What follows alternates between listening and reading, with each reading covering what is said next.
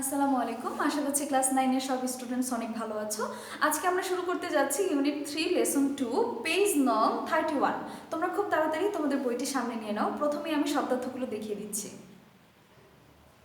প্রথমেই দেখো অবজার্ভ পালন করা, কমেমোরেট স্মৃতি রক্ষা করা, স্ট্রাগল সংগ্রাম, স্যাক্রিফাইস ত্যাগ, রেভুলেশন বিপ্লব, স্ট্রাইক ধর্মঘট, ইনস্ট্যান্টলি তাৎক্ষণিকভাবে, ওন্ডেড আহত, আর্জ প্রেরণা করা, এক্সপ্লয়েটেড শোষিত, ট্রেড পদধ্বনি, ফেলো সহকর্মী, স্টেয়ার সিঁড়ি।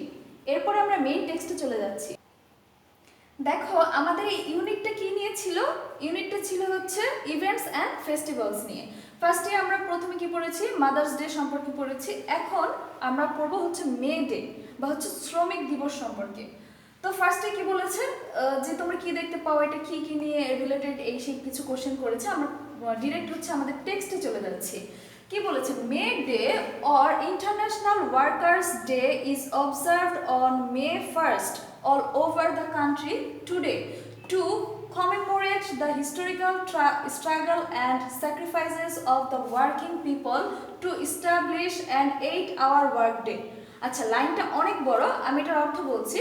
এই মে ডে বা হচ্ছে আন্তর্জাতিক শ্রমিক দিবস কবে পালন করা হয়? 1st মে, মানে হচ্ছে মে মাসের 1 তারিখে। আর এটা পুরো ওয়ার্ল্ড জুড়ে কিন্তু পালন করা হয়। কি করতে? কোন স্মৃতি রক্ষার্থে?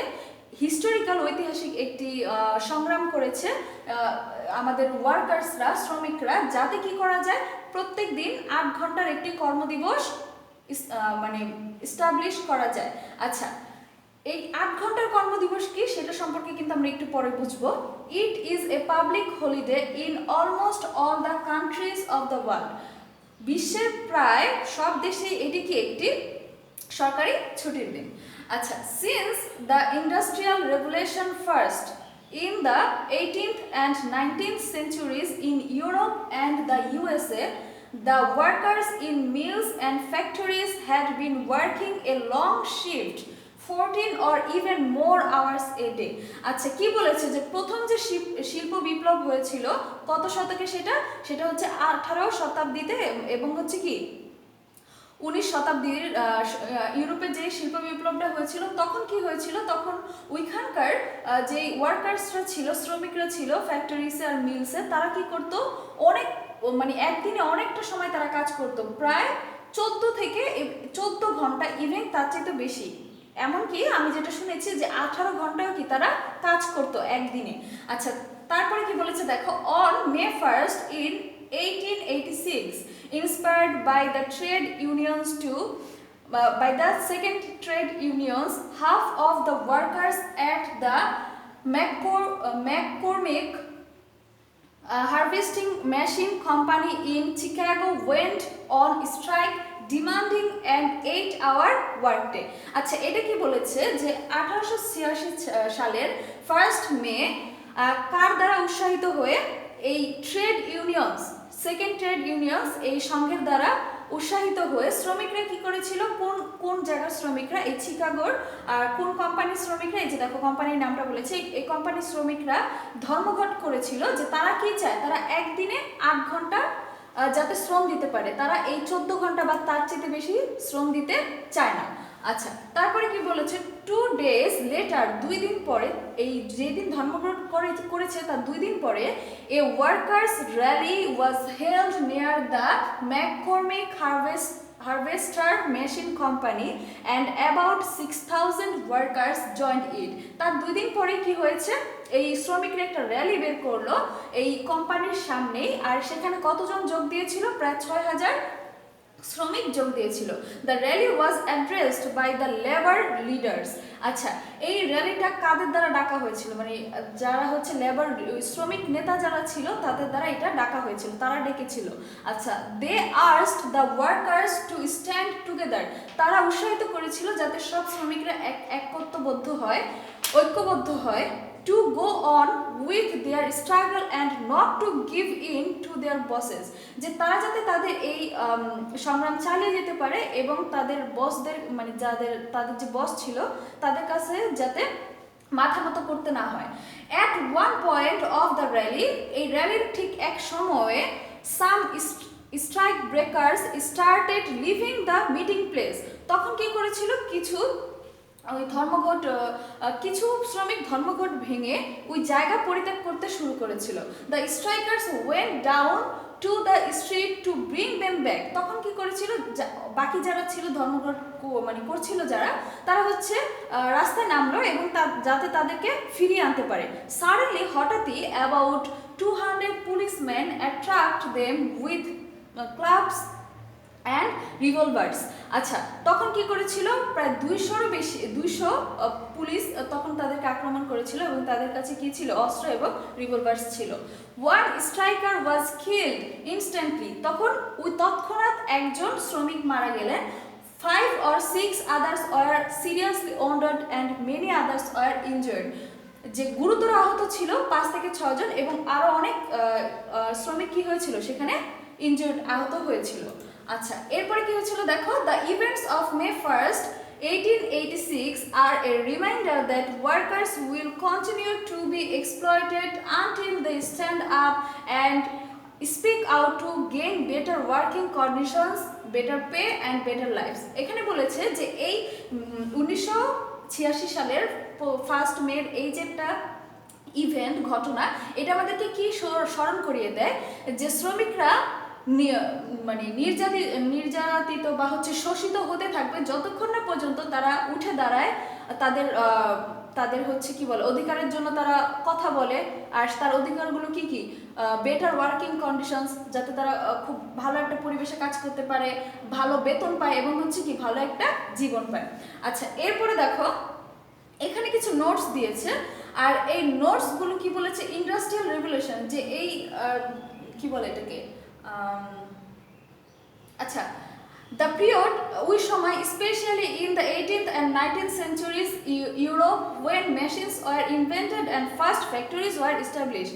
আচ্ছা, এটা হচ্ছে শিল্প বিপ্লব, ইন্ডাস্ট্রিয়াল রেভলিউশন, শিল্প বিপ্লব, ওই সময়টা যখন হচ্ছে কি, বিশেষ করে হচ্ছে 18 এবং 19 শতকের, যখন ইউরোপে মেশিন, নতুন নতুন মেশিন আবিষ্কৃত হয়েছিল আর হচ্ছে কি ফ্যাক্টরি এস্টাবলিশড হয়েছিল।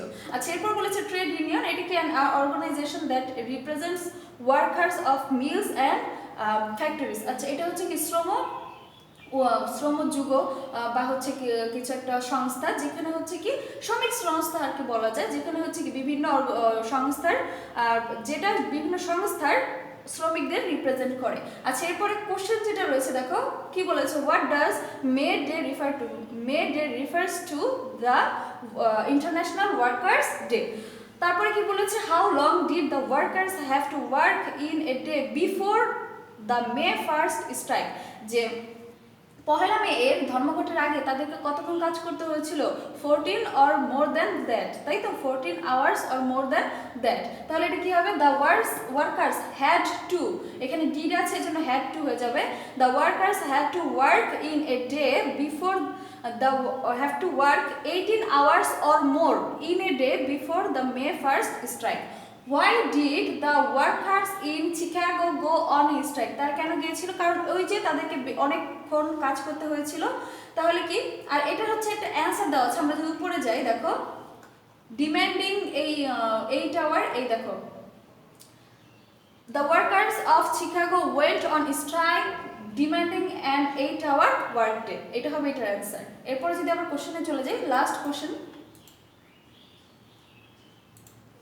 What do you learn from the events of May 1st 1886? এটা থেকে আমরা কি শিক্ষা পাই? এই যে আমরা যদি একটু উপরে যাই, আই লার্ন বা উই লার্ন, এই যে we learn that workers will continue to be exploited, এই যে এখান থেকে শুরু করে এই পর্যন্ত। এরপরে যদি আমরা নিচে যাই দেখো, সিতে আবার আমাদেরকে একটি ফিল ইন দ্য গ্যাপস দিয়েছে। এইটার হচ্ছে মোটামুটি সবাই অ্যান্সারটা জানো, ঠিক আছে। এখানে ট্রেড মানে হচ্ছে পদদলিত হওয়া, মানে পায়ের নিচে পড়ে যাওয়া বা পদধ্বনি, যেটা আমি দেখিয়েছি। আচ্ছা, আমি ডিরেক্ট হচ্ছে ফিল ইন দ্য গ্যাপসে চলে যাচ্ছি। Tania is a poor garment worker, আমরা যদি একটু উপরে যাই তাহলে এটা দেখতে সুবিধা হবে। আচ্ছা, Tania is a poor garment worker, সে হচ্ছে একটি গরিব গার্মেন্টের শ্রমিক।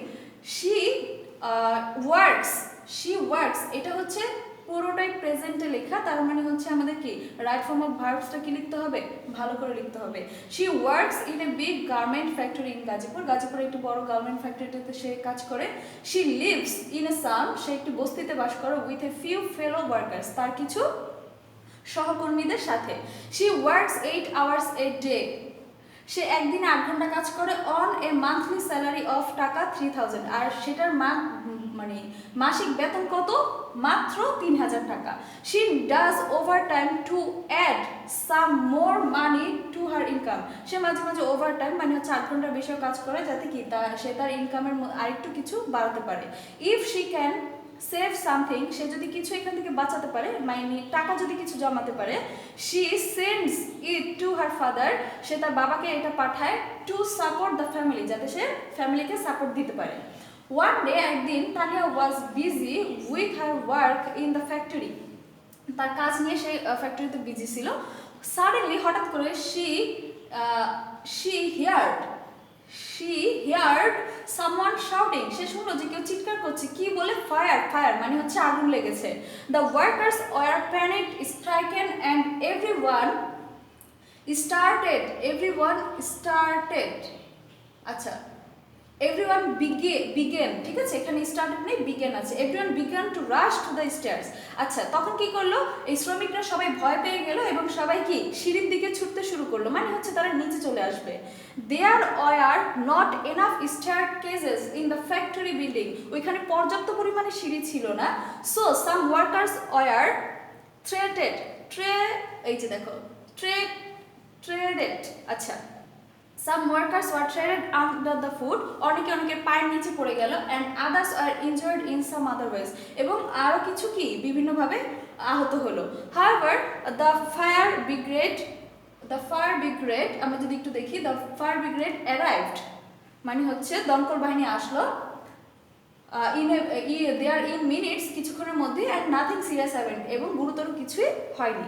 আচ্ছা এরপরে যদি আবার যাই, দেখো এখানে আবার আমাদের কিছু কোশ্চেন দেওয়া রয়েছে, যেমন হচ্ছে কি বলেছে, যে আমরা যদি আগের প্যাসেজটা খুব সাইলেন্টলি পড়ি, কি বলেছে, do you think Tania's monthly salary is enough for her work, যে তার কাজের জন্য কি তার মাসিক বেতনটা কি যথার্থ, অবশ্যই না, ঠিক আছে, তাহলে কি I don't think Tania's monthly salary is enough for her work. তারপরে কি বলেছে, is the factory safe enough for workers, যে no, the factory is not safe enough for the workers. Why do you think so? Because there is not enough staircases, পর্যাপ্ত পরিমাণে সিঁড়ি নেই। আচ্ছা তারপরে কি বলেছে, do you have any suggestions for safety of the factory workers, আচ্ছা তোমার কি এটার জন্য কোনো সাজেশন আছে যে কিভাবে এটার সেফটি দেওয়া যায়, যে হ্যাঁ there should be enough staircases and a emergency door, ঠিক আছে। আচ্ছা এটা মোটামুটি আমাদের লেসনটা এখানেই শেষ। তোমাদের যেটা SW থাকবে, শব্দার্থগুলো বারবার প্র্যাকটিস করা, খাতায় সেগুলো নোট করা, আর হচ্ছে এই টেক্সটটা ভালো করে পড়বে, তাহলে আরও ভালো কিছু বুঝতে পারবে। যে কোশ্চেন আর যেই ফিলিং দ্য ব্ল্যাঙ্কস হচ্ছে আমরা দেখলাম, সেটা অবশ্যই তোমরা খাতায় রাইট ডাউন করবে। সবাই ভালো থাকো, সুস্থ থাকো।